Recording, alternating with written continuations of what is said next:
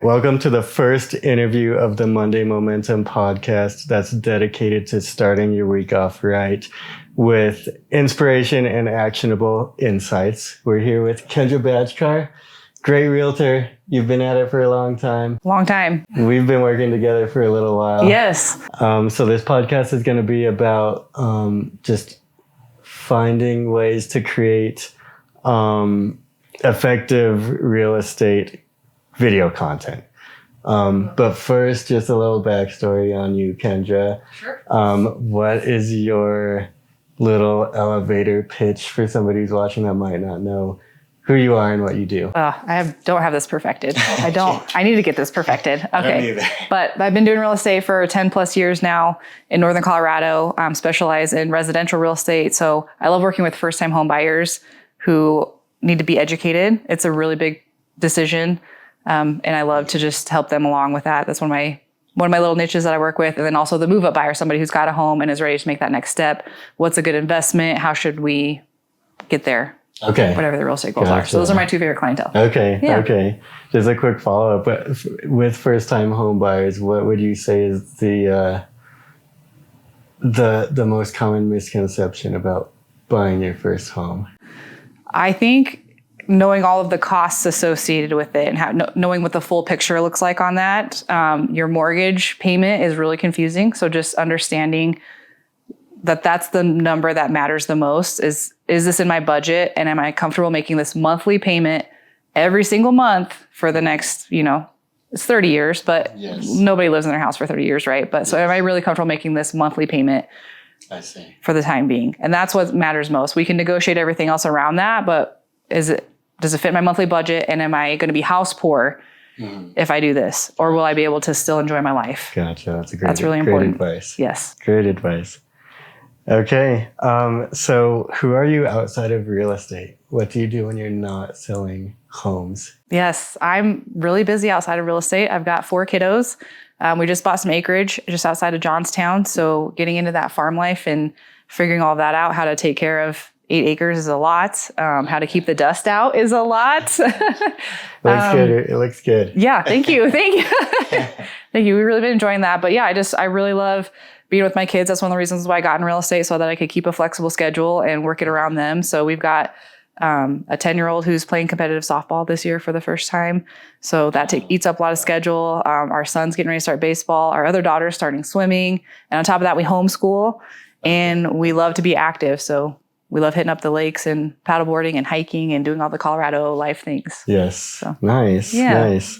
Okay. So where did you grow up and how did you grow up? And what parts of your upbringing would you say caused you to gravitate towards being a realtor and having a life of just living on your own terms? I like that. Okay. So I grew up out in Holyoke, Colorado, which is the very northeast corner of the state.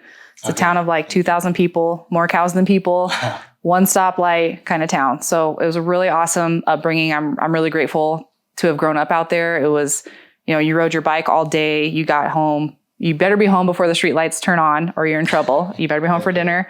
But other than that, it was just, we got to do a lot of fun stuff. My grandparents had a farm. They had 10 acres out there. So we got to go out there and ride horses and just run amok and have a good time. So I loved my upbringing. My parents were just really good old fashioned people, did things on the handshake. My dad's an entrepreneur. He owns his own construction business out there. So I grew up with him working on houses. I loved working with my dad and just renovating homes and doing I obviously did the little things and he did all the big stuff, but I loved being able to help paint and just lay tile and all that stuff. So my love of houses really comes from my dad and doing that with him growing up. Okay. And then I kind of was going into healthcare when I started into college because I loved sports and playing basketball, and I had several knee injuries. So I'm going to be a physical therapist and help other people not have to go through what I went through. And I started that route, but then as soon as we got serious, I found Blake and got married and started to have a family. I knew that wasn't going to work. And so that's when I was like, well, I do really love houses. So I'm going to see how real estate goes. I see. Yeah. I see. So that's how I got here.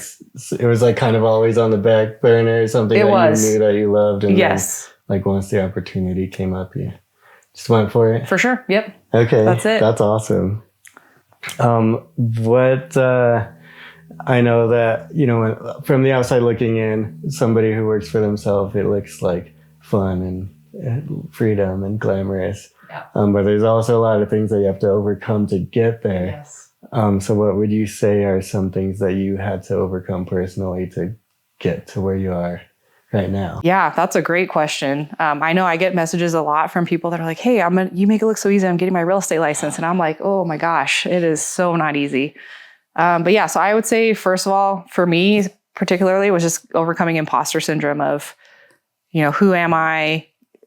Am I really successful? I mean, because you're not in the beginning. You've got to really grind and build up clientele and your knowledge base. Because everybody here knows at least 5 realtors, right? Any person you talk to knows at least 5 realtors. That we are a saturated business.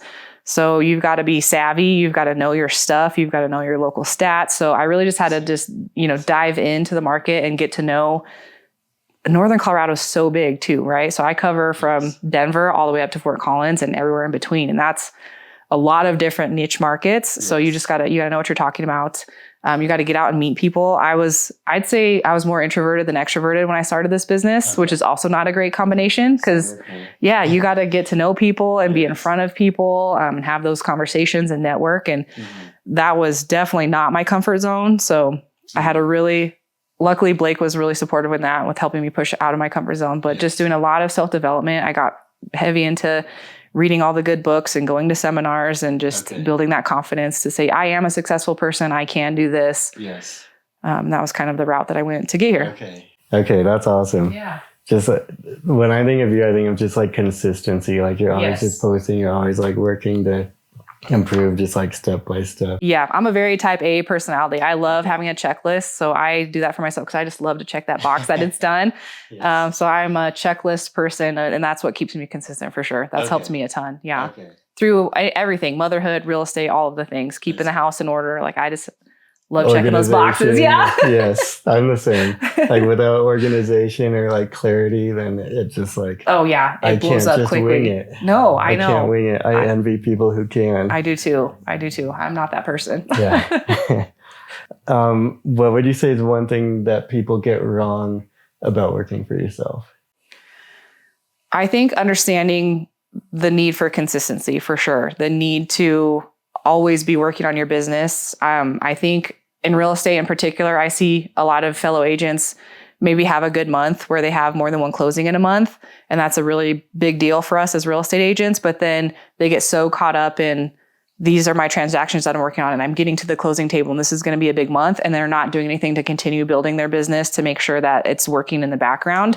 And I think that goes to any entrepreneur, not just real estate, but that's just what I see a lot is just focus on those closings and then they close and then you're like, oh, now I got to search and start over and search for new business instead of having a consistent steamroller in the background, always working for you so that your phone's always busy. Yeah. No, and I fell for that too, my first few years in real estate as well. I mean, I was on that cycle of, I got a closing and then it's over and you're like, oh, now what? Yes.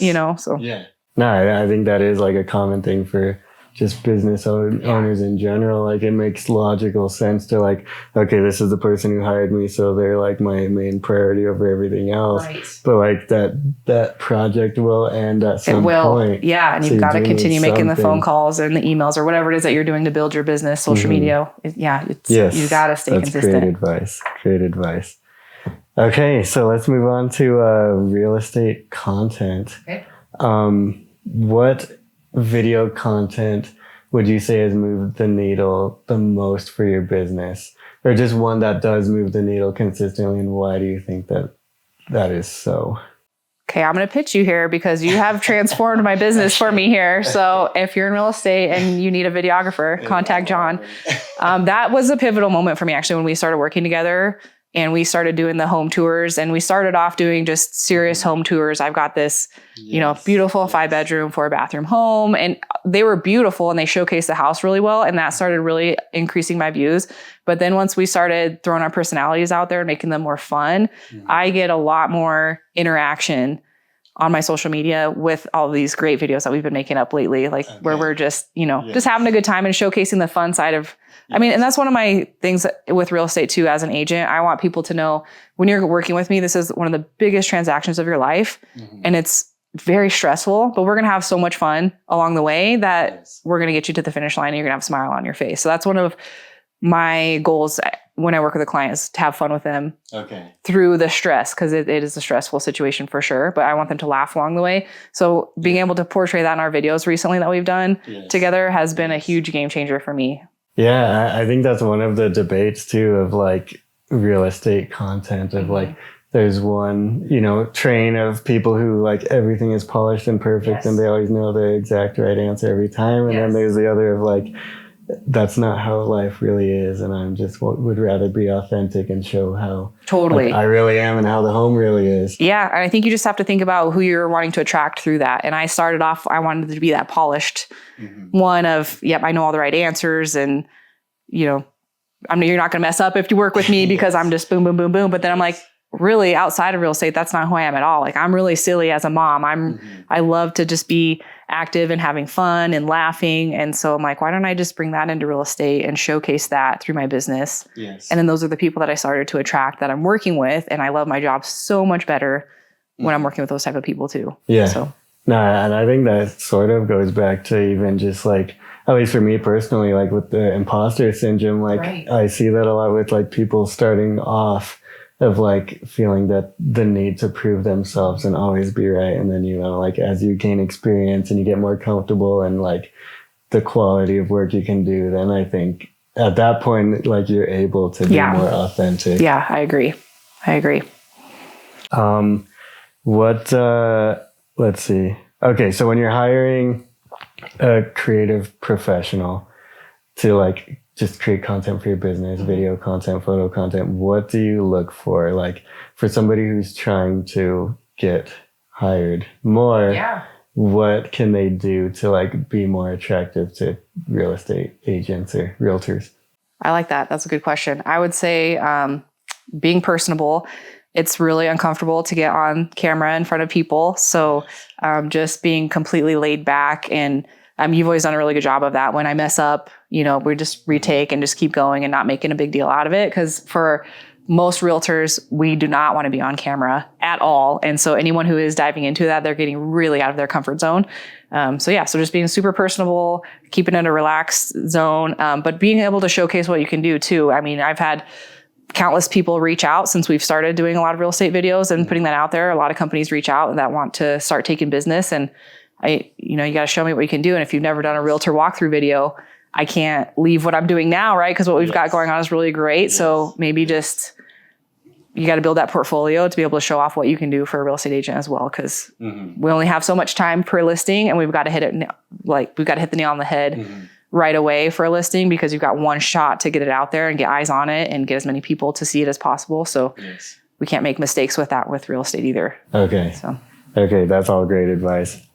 I always tell people, like, I think there was a time where like just your quality of work was enough, like in photo and video, to separate yourselves. Where now I think, you know, gear is getting better. Gear doesn't cost as much. Like YouTube is a real thing that people can learn off of. So like everybody's good now. So now like the way to separate yourselves, I think, is like, you know, through being personable, easy to work with, like organized, that type of stuff. Yes, for sure. Going back to like the portfolio thing, that was like my biggest struggle at the start. It's like, I really want to get into real estate and I think that I can do it, but I don't have proof that I have. And I know that that's so hard to do starting out with your business, because that's the same thing with real estate too. With well, how many homes have you sold? Well, none yet, but I can do it, right? You know, so I get that side of it too, and that's really hard. So sometimes you do have to just give somebody a chance and just go for it and see what comes of that. But yeah, I would say just staying consistent. I actually really loved what you did in the beginning when you would visit open houses. And you came by and just said, hey, can I take some pictures of this for you? Can I do this for you while you're here? So we're sitting there anyways. And a lot of times they're not super busy all the time. So I think that's a really great tactic for somebody looking to get started as well. That was a big one for me, just building up a portfolio. Yeah, I loved that you did that. That was really cool. Cool. Let's see where I lost myself. Here we are. Okay, this is kind of going back to like the authenticity versus like perfection type thing. I kind of noticed two different trains of thought also of like, the home should sell itself and your content should revolve around the home versus like, no, people actually like pick their realtor or agent first. So like your content should revolve around who you are, and then you find the home after that. Right. What is your take on like, should you as a person be the center point of your content, or should the home be the center point? I think you need to have some of both for sure. I think you need to be the center of your content more often if that's what your goal is for your social media. Excuse me. If your goal for your social media is to start picking up new clients, then you obviously need to be the center of that attention because they do pick you off of that. Mm-hmm. I finally had a person reach out to me this year from Instagram that just booked a meeting with me online. Was like, I found you on Instagram. I think you're awesome. And I think we'd be a great match. And I'm like, that's amazing. Yeah, that's exactly what you're hoping for. Right. And that's because I had switched to that of putting myself as the center of what I'm portraying.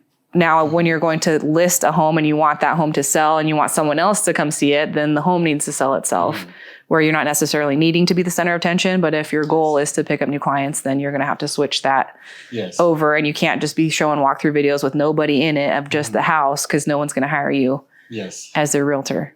Yeah, like I mean, I'm not in real estate, but my take from the outside looking in is that it feels more like you're almost like a commodity if you're doing it that way. Yeah. Just like showing people stuff that they probably could have found on like Google or like through the listing photos on Zillow or and I think the thing that separates you is just like who you are, like going back to being like a personable, organized person. Like you're able to like show them who you are and whether your like personalities mesh and all that type of stuff. Yeah, I think that's a big misconception right now with real estate marketing is that buyers have so much information at their fingertips. Home buyers do, right? Like you said, they can go on Zillow. They can find all the information about a property that they want. I mean, I was just talking with a client the other day, and I was like, you're setting up your automatic home search is not really my top priority for you. Of course, I'm going to do that so that you have that. But I'm like, you're already searching at homes. You're already finding the ones that you want to see outside of that.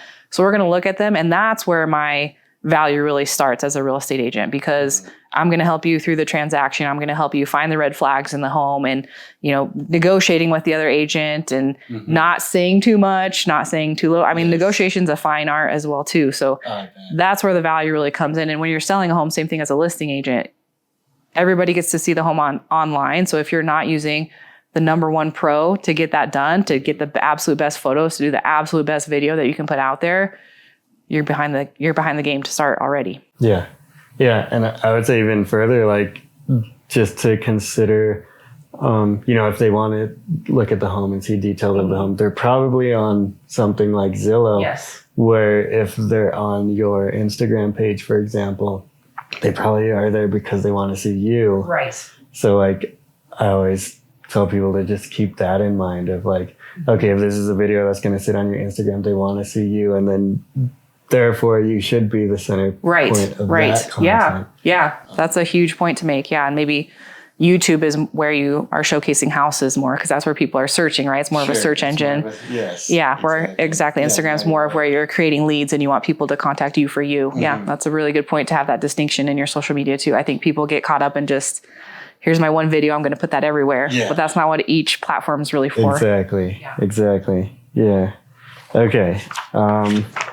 We're on page 2 now. Let's go. Okay.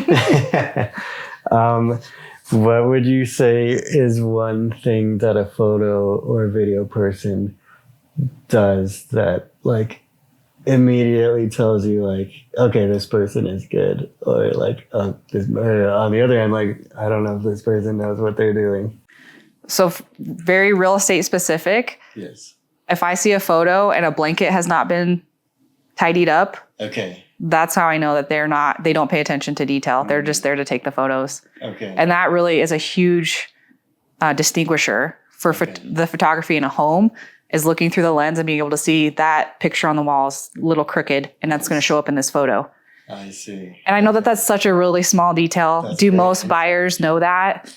I don't know, but enough of them have made comments to me in my 10 years of real estate that I know that they're watching that and they are paying attention to that. So when you're taking a picture of the primary bedroom and the comforters bunched up and it didn't get spread out nicely and ready to go for the photo, I mean, yes, I'm doing my walkthrough and trying to catch those things too, but for a photographer to catch that behind me, oh my gosh, I'm like, I'm using you forever. Yes. You know, those are really big deals. The Really big deals to find. Details. Yes. That's great insight. Yeah. That's great insight. Okay. We're going to do a little rapid fire segment here. Okay. So we have 8 questions. I'm going to time you and see how fast you can get through these questions. This is No like pressure. 1 word or 1 sentence type of answers. Okay. We're going to start right now. Okay. What's the most overrated type of real estate content? Oh my gosh. Hi, I'm Kendra with LPT Realty and I sell houses. That one. Okay. Yeah. Okay. They probably already know that. Yes. Okay. What's the most underrated type of real estate content? I think doing the fun walkthrough videos where you're showing the personality of the home. Okay. Yeah. I like Not just the walkthrough, but the personality of the location. Okay. Okay. How much editing is too much for real estate photos? I've seen so many virtual staged ones where they're fitting so many big pieces of furniture and you walk in there and you're like, there is no way that would have happened. Okay. Okay. Are cell phones good enough to create real estate content? Not professional photos for listing, but yes, otherwise. Okay. Everything else, I yes. agree. Long form or short form content? You got to have both. Okay. You got to have both for different platforms. Gotta have both. Horizontal or vertical content? I like vertical. Okay. Yeah. Okay. Okay, here's this next. Does the MLS need to chill out about not allowing pets in listing photos? Yes. Yes, they do. People love that. Last one. Are computer-generated homes falling from the sky and listing videos really necessary to sell a home? No. Come on. Okay. No. That's it. You got it. All right. I don't know the official time. We'll put it up on the video. I've got to have set the record. Okay. Just a few closing questions now. If you could look back at Kendra from the past, who was thinking about getting into real estate, what would be the best advice you could give her? Ooh, that makes me a little emotional. I would just, geez, why am I getting emotional? That's crazy. I would just tell her to believe in herself, that she's going to do it. Mm-hmm. Wow. That's awesome. No, that's cool. I'm just really grateful that I've gotten help. I don't know why I'm getting so emotional. This is crazy. I didn't expect that question to give me, but I've come a long ways in 10 years and I didn't expect, like that Kendra would have never believed she'd be here. Yeah. Just having the belief is everything. Yeah. I see. Totally. Oh my gosh. Yeah. Sorry, You're okay. John. You're okay. Jeez, first episode and you made somebody cry. Come on. Sorry. All right. Anyway, grateful to be here. Yes, That's all. That's great advice. Okay, last question. How can people support you who's watching this and just see more of you? Where can they find you? I would love some follows on Instagram for sure and YouTube. Yeah. That's it. Yeah. Just some follows would be great. Nice. And share with people that you know that are looking for an agent who's going to market the crap out of your property and not give up until it's sold. Thanks for listening to the first ever episode of the Monday Momentum podcast. If you thought this was cool, give me a like, a follow, a share, subscribe. I think you can subscribe. Any of these things will help me to continue this podcast. If you thought that this was dumb and a waste of time, go ahead and share it with your competitors. Huge thank you to Kendra Bajcar, who's a great realtor, even better human being, and she's somebody who has rooted for me from the start to succeed, regardless of her own business interests, which is super rare in this industry. Go ahead and give her a follow. I'll put all her info in the show notes below. I think that's it. Okay, later.